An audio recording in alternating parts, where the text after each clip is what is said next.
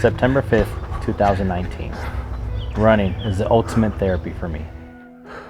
The ups, the downs, the constant thought of quitting but continuing to push yourself reminds me a lot of everyday life. I was told I only had a 10% chance of ever running again. So for me, running isn't an option, it's a necessity. That's why I continue to push myself to the finish line, because I know what waits on the other side is something money can't buy.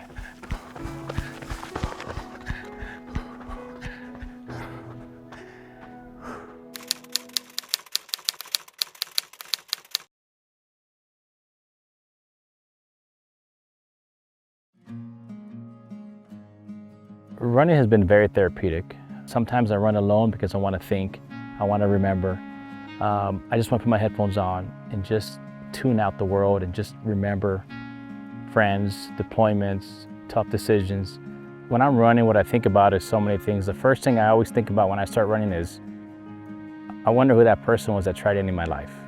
And I'm not going to give that person that satisfaction. I was 17 years old and I was still in high school. It was October of 1995. And as a senior in high school, people started talking about college. And I knew financially it was something that my parents couldn't afford. So I was thinking, well, what am I gonna do? My dad was a welder and I would work with him in the summers and help out. And I kind of knew that wasn't for me. And then I just saw some commercials and I remember hearing, be all you can be. That was a slogan back in 1995 of the US Army. So I found a recruiter. Recruiter came over to the house. Both parents had a sign because I was under the age of 18. So I enlisted in October of 1995 while I was still a senior in high school. So I graduated last week of May of 1996, and then 2 weeks later I shipped out to Fort Jackson, South Carolina.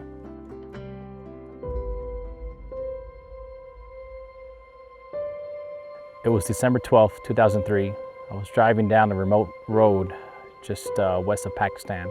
I remember looking in the rearview mirror because in Afghanistan the roads are extremely dusty and you want to be able to ensure that you can see the vehicle behind you just to ensure nothing happened. And I could see the dust, I could see the vehicle, okay, we're good.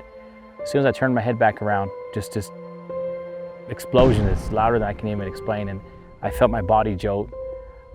And then the vehicle almost flipped over, it slammed down and it bounced. And I just remembered my ears ringing. My buddy was a gunner and he falls down, he's got blood all over his face, and I feel my adrenaline. I don't know if I'm injured, so I start touching my body and just, am I okay? What's going on? And I was talking to him, are you okay? Hey. And he was conscious, but he was in and out of consciousness. So I knew he was alive. All the blood on his face was from the shrapnel that had hit over his eye, and it was just coming down his face. So, I grabbed my weapon, opened the door, came out, thinking we were under attack. Luckily, it was just a sole attack, so I opened the door. I take him out and I put him behind the wheel well to cover him. I get in front of him, put in security while we call the medic and the other vehicles. And the medic finally, after a couple minutes, we think it's secure, runs over and starts administering first aid. My adrenaline starts wearing off and I start falling over. Because of my traumatic brain injury, it shook my brain. So then as the adrenaline wore off, I started feeling dizzy and my other buddies came and just kind of sat me on the ground and tended to me until we called the quick reaction force to come support us.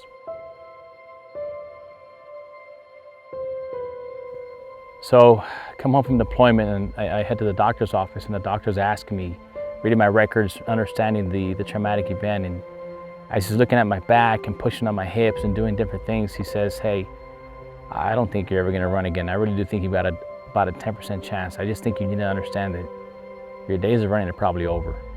Being in my early 20s, hearing that,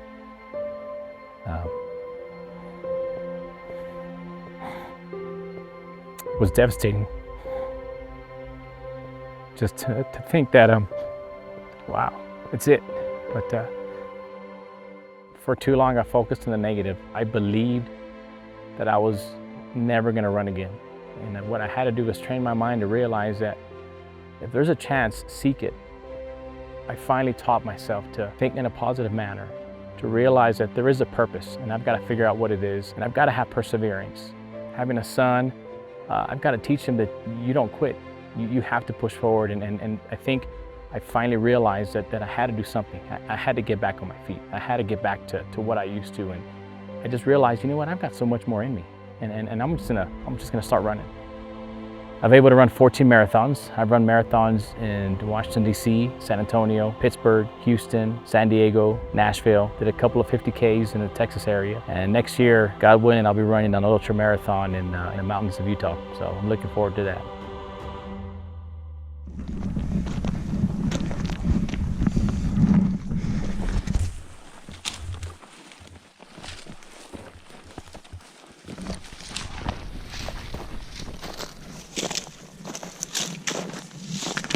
We are about, I don't know, 7,800 elevation. How do y'all feel? Their line sucks. I didn't know what to expect when I received the offer to come elk hunt Hope for the Warriors in Mossy. You see a lot of TV shows on elk hunting and people backpacking and hiking, and I think I'm in pretty good shape, but the elevation in Colorado it makes you struggle. So I thought to myself, wow, this is gonna be epic. Hiking, hunting. You can't really prepare for it. You can watch all the TV shows you want, you can Google a list of what to pack, you can look up, talk to different people who've done it before, but everyone tells me it's kind of hard to really prepare you. Just go to the gym, exercise, and be conditioned for a really good hike was really what I kept hearing from many people. It by far exceeded what I thought. I mean, it's just been an amazing experience that I will never forget.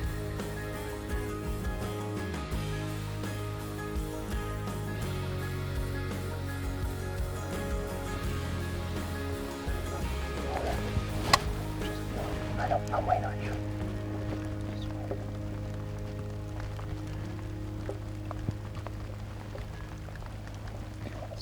Stop. Hold on, I'm gonna wait. Pick him. Nice, hit him again. He's down, but reload. If he gets up, hit him. He seems to be down. Just stay ready just in case. They're very, very tough.